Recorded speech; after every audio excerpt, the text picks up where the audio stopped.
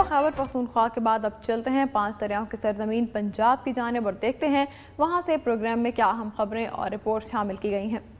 کھڑیاں خاص کے نواحی گاؤں سات کوٹ بھاگ والا میں چھاپا آتش بازی کا سامان تیار کرنے والے کارخانے سے لاکھوں روپے مالیت کا آتشی سامان اور بھاری مقدار میں بارود برآمد ہوا۔ 3 ملزمان کو گرفتار کر لیا گیا ہے۔ کارخانے میں کام کرنے والے 25 ملازمین فرار ہو گئے۔ ملزمان ویرانے میں آتش بازی کا سامان تیار کر کے لاہور اور قصور سمیت بڑے شہروں میں سپلائی کرتے اور متعلقہ پولیس کو باقاعدہ منتھلی دیتے تھے۔ پولیس چوکی گگر تھانہ تھشیخم قصور کے گاؤں سات کوٹ بھاگوالا میں ڈنگرپور قصور کے رہائشی ملک کوثر علی نے محمد اسحاق کریانہ مرچنٹ سے دہ میں حویلی 15,000 روپے ماہوار کرایہ پر حاصل کی۔ وہ آتش بازی کا سامان تیار کر کے اسے لاہور قصور سمیت بڑے شہروں میں سپلائی کرتے تھے۔ ملزمان کو مقامی پولیس کی سرپرستی حاصل تھی۔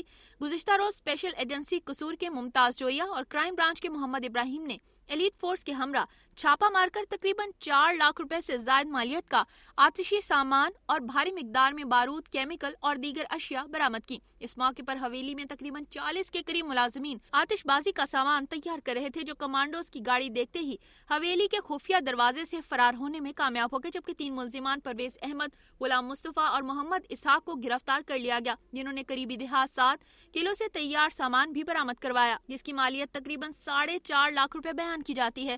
اس موقع پر دیہاتیوں نے بتایا کہ ملزمان عرصہ دراز سے آتشی سامان تیار کر رہے تھے۔ پولیس نے ضلع سیالکوٹ کی تحصیل ڈسکہ میں 4 بچیوں اور 1 بچے کو زیادتی کا نشانہ بنانے والے ملزم کا 4 روزہ جسمانی ریمانڈ حاصل کر لیا۔ ملزم آفتاب اقبال نے گزشتہ چند ماہ کے دوران ڈسکہ کے مختلف علاقوں میں 4 کمسن بچیوں اور 1 بچے کو اغوا کر کے جنسی درندگی کا نشانہ بنایا۔ دنیا نیوز کے پروگرام حسب حال میں واقعے کی نشاندہی پر وزیر اعلیٰ اور IG پنجاب نے علاقے کا دورہ کیا اور مظلوم بچوں کے لیے 5-5 لاکھ روپے امداد اور ملزم کی گرفتاری پر 10 لاکھ کے انعام کا اعلان کیا تھا، جبکہ chief justice Lahore high court نے بھی واقعے کا از خود نوٹس لیتے ہوئے ملزم کی گرفتاری کا حکم دیا تھا۔ مظلوم بچوں نے گرفتار ملزم کی شناخت کر لی ہے۔ پولیس نے ملزم کو سول جج میاں عابد علی کی عدالت میں پیش کیا۔ عدالت نے ملزم آفتاب تابی کا 4 روزہ جسمانی ریمانڈ دے دیا ہے۔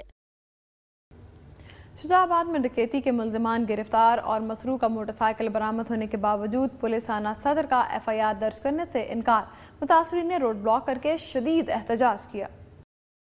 اڈا پیر غائب کے رہائشی سوات آپریشن میں شہید ہونے والے حوالدار عبدالعزیز کی اہلیہ اور قریبی رشتہ دار 4 خواتین 2 روز قبل 4:30 بجے صبح بے نظیر انکم سپورٹ پروگرام اور شناختی کارڈ دفتر رش سے بچنے کے لیے اپنے گھر کے سربراہوں کے ہمراہ 2 موٹر سائیکلوں پر شجاع آباد آ رہی تھی کہ شجاع آباد سے 2 کلومیٹر پہلے جلال پور روڈ پر 2 موٹر سائیکل پر سوار 6 افراد نے موٹر سائیکل روک کر خواتین اور مردوں پر تشدد کیا اور ان سے پیسے، موبائل، طلائی بالیاں اور موٹر سائیکل چھین کر فرار ہو گئے۔ گشت پر موجود پولیس موبائل نے پیچھا کر کے قریبی گھر سے دونوں موٹر سائیکل برآمد کر لی اور خواتین کی شناخت پر 2 ملزمان شبیر اور زاہد جھکڑ کو گرفتار کر لیا۔ متاثرین کو FIR کی یقین دہانی کرا کے گھر بھیج دیا، مگر 2 روز گزرنے کے باوجود 62 ملزمان کے خلاف FIR درج نہ کی، جس پر متاثرین نے اڈا پیر غائب میں روڈ بلاک کر کے پولیس کے خلاف شدید احتجاج کیا۔ باپ بیٹے کو موبائل فون نہ دلا سکا، غربت سے تنگ نوجوان نے خودکشی کر لی۔ بھلوال کے نواحی موسیٰ سالم کے BA کے طالب علم 22 سالہ نوجوان وقاص ولد اکرم نے والدہ سے موبائل لینے کے لیے پیسے مانگے۔ والدہ وقاص کو پیسے نہ دے سکی، جس پر دل برداشتہ ہو کر نوجوان وقاص نے زہریلی گولیاں کھا لیں، جس سے اس کی حالت خراب ہونے پر اسے تحصیل ہیڈ کوارٹر ہسپتال بھلوال لایا گیا، جہاں سے اسے سرگودا ریفر کیا گیا، لیکن نوجوان راستے میں ہی دم توڑ گیا۔ وقاص کا والد ایک ٹانگ سے معذور ہے اور بچوں کا پیٹ پالنے کے لیے مزدوری کرتا ہے۔ فاروق آباد QB لنک نہر میں نہاتے ہوئے 2 کمسن بچے ڈوب گئے۔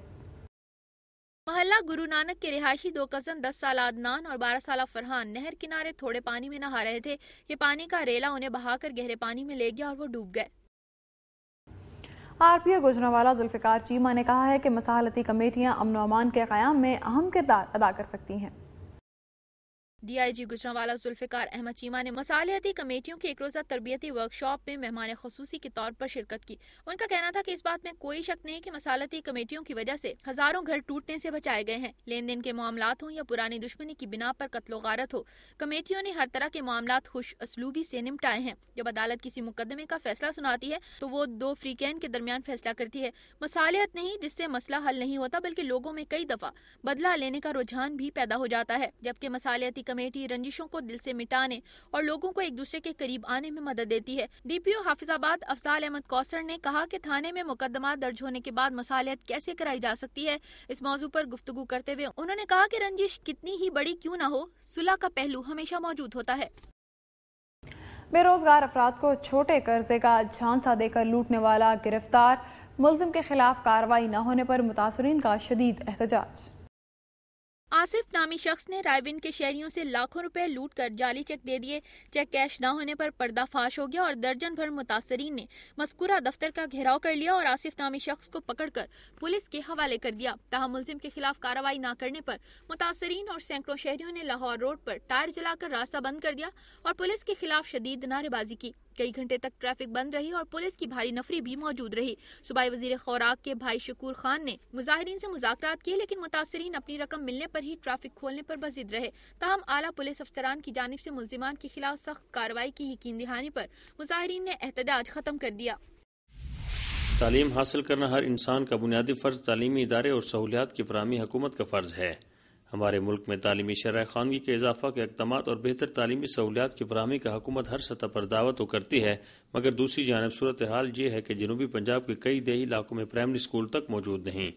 سینکڑوں نفوذ پر مشتمل اچ شریف کے نواحی علاقہ بستی بٹیا میں اسکول نہ ہونے کے باعث نونہال تعلیم جیسی بنیادی نعمت سے بھی محروم ہیں۔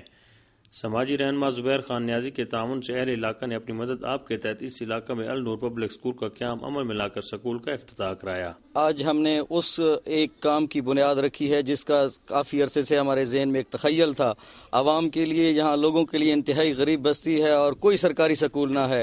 ہم نے اپنی مدد آپ کے تحت لوگوں نے مل کے ایک سکول کی آج بنیاد رکھی ہے اور ہم اپنی جیب خاص سے ان ٹیچروں کی تنخواہیں بھی دیں گے اور ان بچوں کے مستقبل کے لیے بھرپور آگے بھی کوشش کریں گے۔ سکول کے افتتاح کے پہلے روز ہی تقریباً 80 بچوں نے داخلہ لیا۔ اس سکول میں بچوں کی تعلیمی ذمہ داریاں 2 ٹیچرز مقرر کر کے ان کے سپرد کیں۔ ٹیچر کی تنخواہ سمیت بچوں کو کتب کی فراہمی سمیت سکول کے تمام جملہ مسائل کا بیڑا سماجی رہنما نے اٹھایا۔ اس بستی میں دور دراز سے لے کر کوئی اسکول بھی یہاں پر موجود نہیں تھا گورنمنٹ کا، جس کی بنیاد زبیر خان نیازی صاحب سینئر لیگ رہنما نے یہاں کی ہے۔ اپنی جیب سے تمام اخراجات اسکول کی کتابیں وغیرہ مہیا کریں گے۔ اس بستی میں اسکول کے قیام سے بچوں اور ان کے والدین کے چہرے کھل کھلا اٹھے ہیں۔ تاہم اس جیسے کئی علاقے موجود ہیں جہاں اسکول نہ ہونے کے باعث مستقبل کے معمار جہالت کی تاریکیوں میں ڈوب رہے ہیں۔ اس سلسلہ میں حکومت کو سنجیدگی سے غور کرنے کی ضرورت ہے۔ اپنی مدد آپ کے تحت اس علاقہ میں اسکول کا قیام نوجوان نسل کو جہالت کی تاریکی سے نکالنے میں مددگار ثابت ہوگا۔ کیمرہ مین فیصل خان کے ساتھ جولک شہزاد، دنیا نیوز، اچ شریف۔ محکمہ سوئی گیس اٹک کے ملازمین نے شیخوپورہ میں سوئی گیس ملازمین پر تشدد کے خلاف احتجاجی ریلی نکالی۔ محکمہ سوئی گیس اٹک کے ملازمین نے شیخوپورہ میں سوئی گیس کے ملازمین پر رانا تنویر کے ملازمین کی جانب سے تشدد کے خلاف سوئی گیس دفتر اٹک سے احتجاجی ریلی نکالی۔ ملازمین نے بازوؤں پر سیاہ پٹیاں باندھ رکھی تھی اور پلیک کارڈز اٹھا رکھے تھے۔ ملازمین نعرے بازی کرتے رہے۔ کچہری چوک پر پہنچ کر ریلی جلسے کی صورت اختیار کر گئی۔ ریلی سے رانا فاروق نے خطاب کرتے ہوئے کہا کہ سوئی گیس ملازمین کو تحفظ دیا جائے اور شیخوپورہ میں سوئی گیس ملازمین پر تشدد کرنے والے بااثر افراد کو گرفتار کر کے عبرتناک سزا دی جائے۔ یہاں پر وقت ہے ایک بریک کا، اور بریک کے بعد آپ دیکھ سکیں گے ریسکیو 1122 کے عملے پر ڈاکٹروں کا تشدد، دھکے دے کر اسپتال سے نکال دیا۔